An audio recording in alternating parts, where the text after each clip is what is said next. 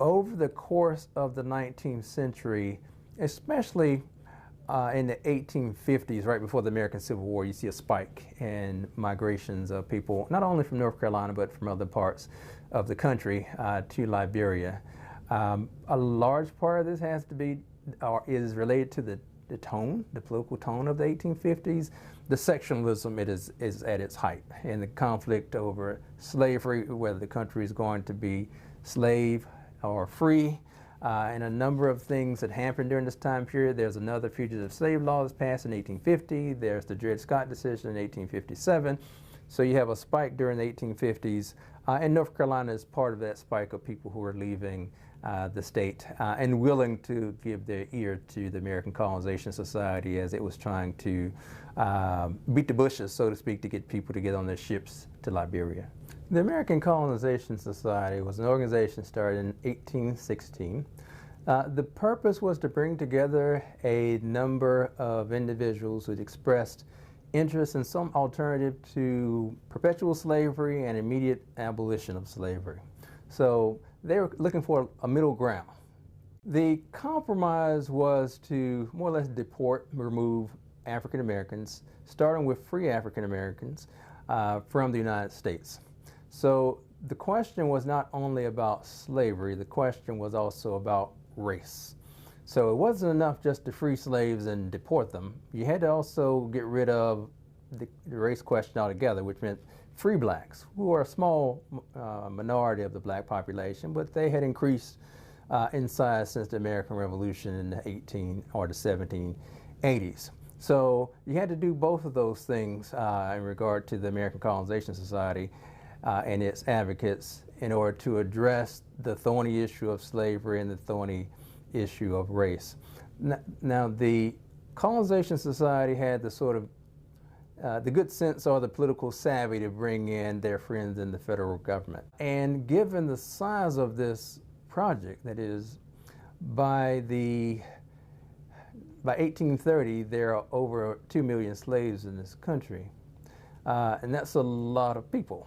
And if ideally you're going to move all those folks, and then the free black population, the government is about the only institution that's going to be able to put together that kind of migration. Even for the government and all its resources, it was still a near impossible undertaking. The American Colonization Society's pitch to African Americans was multi-pronged.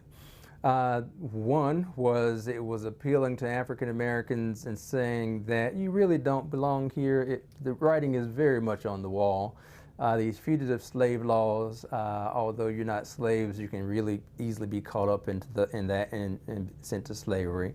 The Dred Scott decision, if the fugitive slave laws weren't clear enough, the Dred Scott decision of 1857, it says that blacks and even free blacks are a separate class of people not protected by the Constitution and thus not citizens. If that wasn't clear, there were individual states that were telling, including North Carolina, were saying that as of the late 1850s, free blacks need to get ready to select who their masters will be. That is, they were going to be enslaved. So get to choosing now. Choose a good one. Choose one that's not going to work you too awfully hard, but your freedom is expendable as this sectional divide between the North and the South exacerbates. Free blacks were caught in the middle of that, and again they were forced to choose which side they were going to be on: either leave, get out of here, or get ready for re-enslavement or enslavement. If you'd never been enslaved in the first place, get ready for bondage. So that was the sort of tenor of what was going on in the state and more broadly in the country. African Americans who leave this country, black Americans who leave this country and go to Liberia, immediately when they get there, they are very conscious of the fact they're not Africans. The climate is different.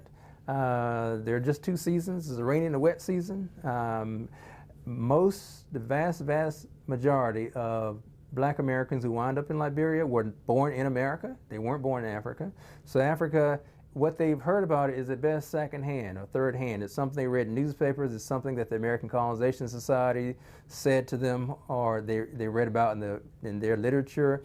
It's something that your great aunt, who perhaps was born in Africa, or your great grandmother said about Africa that you might know, but other than that, these people who are going to Africa by the 1800s are not born there. They have no first-hand experience in Africa. They don't know any languages from Africa. They have European names, and that is starkly apparent to them once they get off these ships. What happens is they sort of fall back on what's familiar to them. In a sense, they become Americans, or the Americans they thought they were or wanted to be once they get to Liberia. It's there when they get there, they try to reinvent what's familiar. Their architecture. They keep wearing American-style clothes even though they're in the tropics. Their foodways are very Americanized foodways. So it's a very interesting attempt to reinvent America in the tropics, and an America that they themselves could not experience in America because they have been either slaves or they've been free in America, but at best a second or third class citizenship. The Liberian or the African American settlers in Liberia and their sponsors, the American Colonization Society, and to a degree the American government, are involved in a colonizing project. They're involved in a project of dispossession. They're involved in the exclusion of indigenous people from the colony that becomes a state called Liberia. And there's conflict, interminable conflict between indigenous people and these settlers well into the 20th century. Some of it has to do with just the fact of coming and taking other people's land. Some of it has to do with the kind of cultural arrogance that the settlers take with them to Africa. So they go to Africa thinking that African civilization there is no match for the Western civilization that they're coming out of. That in Africa they insist upon speaking English. They consider themselves Christians and thus superior to the Africans they find there and think of as heathens. Their architecture, their foodways, their government structure, all these things they think are superior to everything that they find in Africa. Again, it underscores the fact that Africa is a completely different, strange, unfamiliar place to them, to the point that these settlers fall back on what's familiar, and that's their Western experience, their experience in the United States, and all the sort of cultural baggage, and I'll argue cultural arrogance that comes with that. The Liberian government continues to exist. It's one of those situations that can't exist forever. That is, you can't have a small minority of people governing a much more numerous majority of folks and excluding them and exploiting their labor and so forth. It just can't go on forever. That usually has a bad ending too.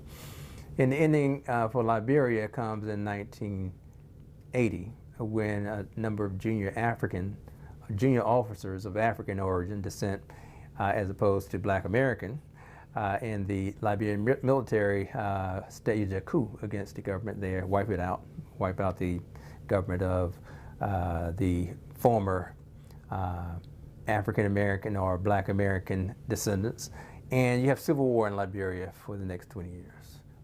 And that's more or less how the sins of the fathers, so to speak, in Liberia, the sins of the settlers, the exclusion, the dispossession, the arrogance, and so forth, comes to its reckoning. The American Colonization Society, probably if we could sit them down here, the leading officers, and ask them here in the 21st century, what to make of their project, I imagine that the average one of them was saying they were doing the Lord's work. They did right, or as right as they could, given the circumstances, by the Black Americans who migrated. And then, of course, it is not the Liberian project, it is civil war that ends slavery in the United States. And colonization, I think, for some people is just a sort of illusion that you could sort of deport your way out of the conflict between the North and the South, free and slave. And if you could convince enough masters to free enough slaves and to get on enough ships to go to Liberia, eventually this whole problem of slavery and race might be resolved. Although over time it looked like an even more ridiculous proposal. I'm on the campus of the University of North Carolina, Chapel Hill, where up next we visit the Wilson Library to take a look at their Enriching Voices exhibit.